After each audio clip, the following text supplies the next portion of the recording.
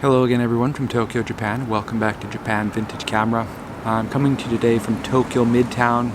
It's the original Midtown, the one located in Roppongi, which was built back in 2008. Since that time they've begun building Midtown plazas pretty much all over Japan and even all over here in Tokyo. There's another one in Hibiya, yet another one in Yaisu. They've even built one up in Niseko in Hokkaido and another one in Honolulu, Hawaii. So if you're anywhere in the world and you see something which says, Midtown, which is a combination of shops and restaurants and possibly a hotel, it all originated with the place where I happen to be sitting right now. For those of you who know my channel, you'll probably know that I've been away for a long time. This wasn't intended. We had some issues here this year. One of my wife's family members died, and this caused the usual, I guess, kind of things which happen when a family member dies. We had to arrange and take care of a lot of things, do some traveling. We stayed at the in-laws for a while to help them out, and but as usually happens in time, things settle down and people begin to, I guess, resume their ordinary lives, and that's what we're doing right now. And I figured it was high time I made another video, and here I am. For this particular video, I decided to talk about something interesting and kind of special, something which I've reviewed before, but which I thought merited a second look, and which I hope you think will find as interesting. This, of course, is a Yashica D twin lens reflex camera from the late 1950s. Yashica being the world's largest manufacturer of TLR cameras from the 1950s until the 1980s. They produced a huge variety of designs and types in numerous different colors. This particular one comes in the wine brown color and is the rarest color which these cameras were produced in. The difficult thing about the wine brown color is that it wasn't a specific shade because it varied from camera to camera. Some were a rather dark finish like this one here. This one looks almost black in color, while other ones were a much more reddish color and some were more of a caramel color. 3 cameras were available in this finish: the Yashica A, the Yashica D, and the Yashica 44. This particular camera I received, and it came in the original box with the original case, with the original lens cap, which was painted to match the camera, which can be very hard to find. But something which a camera came with which surprised me was this lens hood, which was also painted to match the camera. And I was really shocked to see this because, as far as I know, Yashica didn't actually make these, because these lens hoods weren't available with the camera. They weren't included with it. They were an extra cost option and usually sold at dealers. So either Yashica actually just included this with the camera, or this dealer happened to have a wine brown lens hood which matched the camera. So quite a rare thing, the only one which I've ever seen, and maybe the only one I will ever see. And whoever buys this camera will be lucky enough to get an extremely rare accessory. Might be worth as much as the camera itself if they are collectors of these kind of things, and here in Japan there are. Let's go ahead and take a look at the controls, features, and functions of the Yashica D for those who might not have seen my previous videos. Go ahead and start at the top here, and the first thing which denotes this is a special camera is the gold emblem on the top. If we go ahead and open the focusing hood, you can see the focusing screen on the inside. And this particular camera features a Fresnel focusing screen, which means it has a brighter field of view than other ones which just simply had a glass focusing screen. The Fresnel is a plastic lens which is put behind the glass lens and amplifies the light and gives you a brighter image to focus with. Of course, this camera includes a pop-up focusing loop, which allows for more accurate and critical focusing. It also includes the sports finder system, which allows you to more easily shoot at moving objects or airplanes or things like that. Keep in mind that you should only use this when the camera is focused at infinity. So things which are kind of far away, like kids running in the park a little distance away, or athletes on the field, or pretty much anything which is out on the water or in the air, you can shoot at infinity focus. To release the sports finder, simply push this button on the bottom. Always make sure carefully to fold down the focusing loop before collapsing the focusing hood so you don't damage it. On this side here we have some of the controls of the camera. First we have the focusing knob, which features not only a focusing scale but also a depth of field scale, which lets you know what will be in focus at any given aperture between whatever distance is showing on the focusing scale. And of course these come in a matching color to the rest of the camera. Here we have the film counter window, and here we have the film winding dial with the counter release. So when you're operating the camera, you simply wind the camera until the next number pops up in the window. The camera will stop winding and you can take the photo, and then you depress the button and you can wind on to the next frame. On this side of the camera we have a flash for a bracket for attaching a flash. These weren't always available on cameras. Most Yashica cameras came with them, few didn't, but other makers, to use a flash, you had to attach an adapter to the tripod socket on the bottom. You can use a flash on this camera quite easily. You just need a PC sync adapter and you can plug it into the front of the camera. And these cameras are quite wonderful to use the flash. You know, if you haven't tried flash photography, it's something I recommend. I don't do it very often, but I do have fun with it. On the bottom of the camera, of course, we have a standard 1/4" tripod socket. On the front here, we have the lenses. We have the viewing lens on the top. We have the taking lens on the bottom. These are a 8 centimeter or 80mm f3.5 lens. These are really high quality Yashica lens, and the resolution that you will get with a camera like this, you know, greatly surpasses what you can get on 35mm cameras. Medium format was the standard for decades in photography, and they still are making medium format film today. And I've noticed recently that the prices, thank God, are coming down.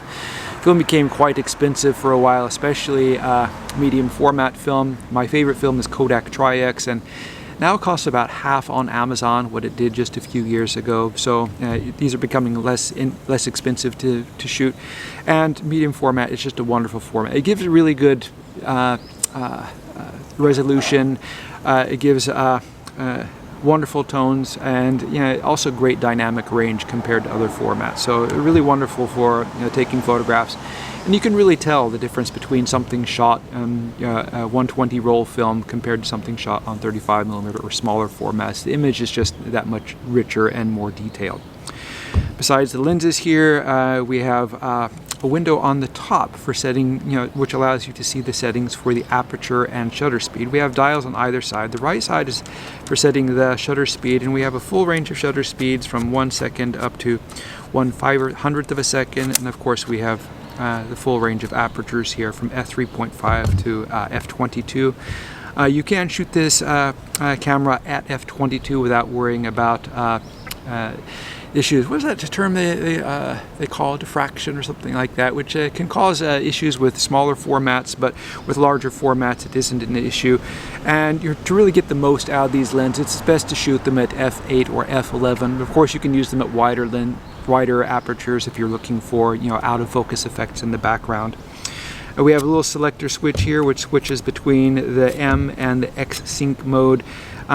Since most people who use a flash on this camera won't be using an old electric, you know, flash which uses bulbs in it, they'll probably be using a strobe, so this isn't really a necessary feature. You can quite easily use a modern flash on this camera. Just follow the instructions which come with your flash.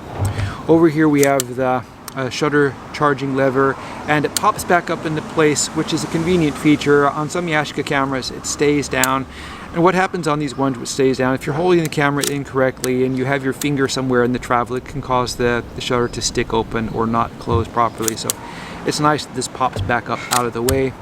Over here we have a self-timer lever, and in previous videos and in this one I will always recommend you don't use the self-timer on any camera which has a mechanical leaf shutter, or electronic for that matter, because these are the weakest point in the camera. The self-timer is the one which is most likely to fail. The reason is that it uses a steel spring and a steel gear inside, and these steel parts tend to corrode or become rusty over time.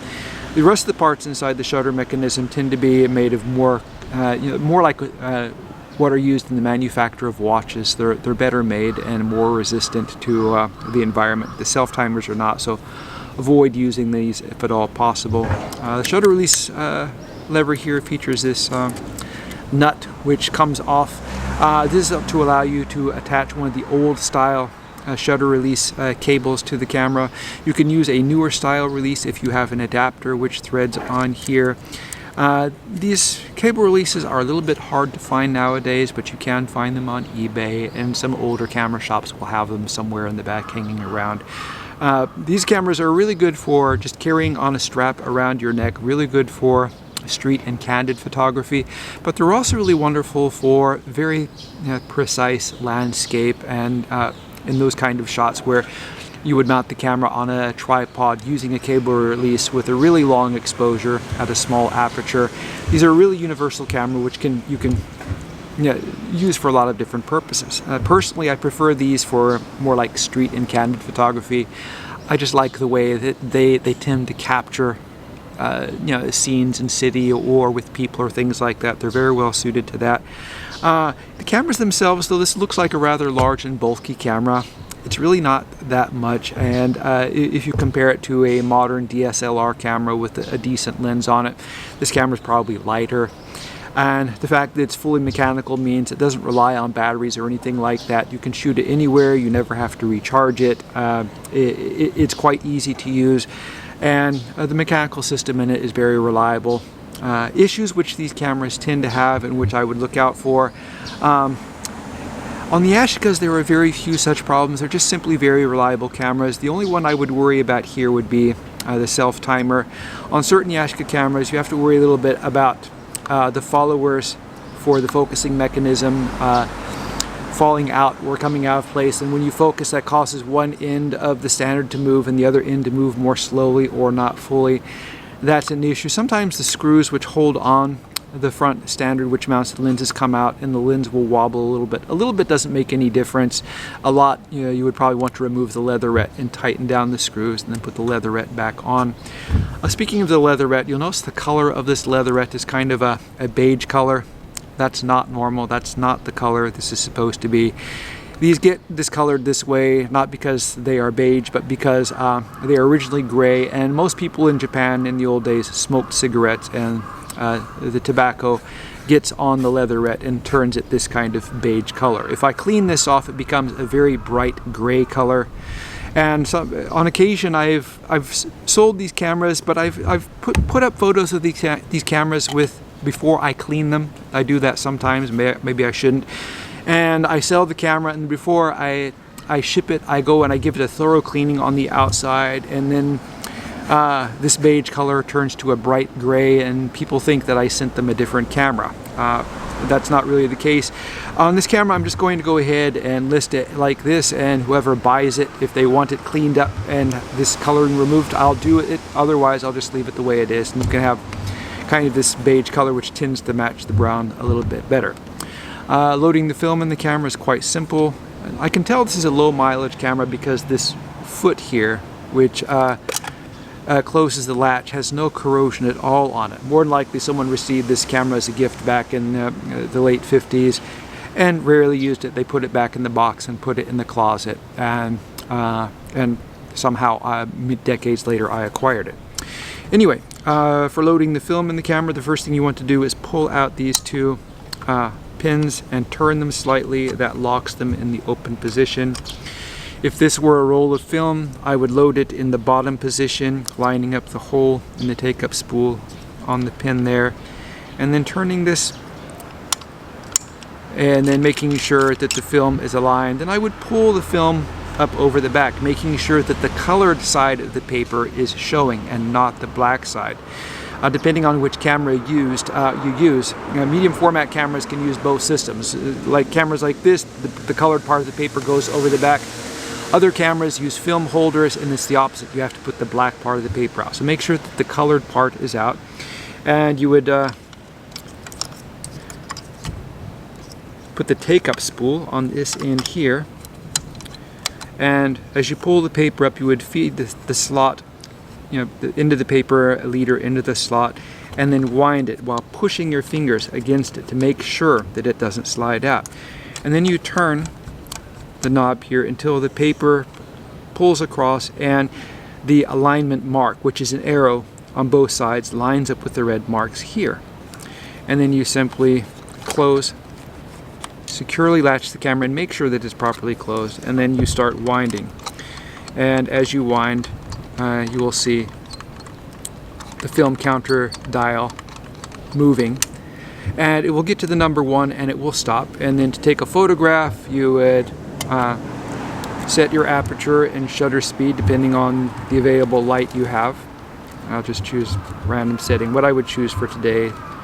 So say I'll use 1/50 of the second at f11. That's about what the light is today. And open the focusing hood, pop open the focusing screen. Then I would focus and compose, and then simply shoot. And that's it. And after you shoot, you push the button, and that allows you to wind to the next frame, and it will stop at number 2, 3, all the way up to 12. And you will get 12 photographs out of a roll of 120 roll film in this camera. Unluckily, there are many places where you can get 120 roll film. 120 was around for decades before 35mm film was available, and it'll likely be available after 35mm disappears. Anyway, my battery's going dead on my GoPro here, so I'm gonna go ahead and end the video now. If you'd like to see more videos, please subscribe. If you like the video, please like the video. I plan to have a really cool video on a very rare camera coming up next week, so if you'd like to see this, please subscribe or come back. Thank you very much for watching, and I hope you tune in again soon.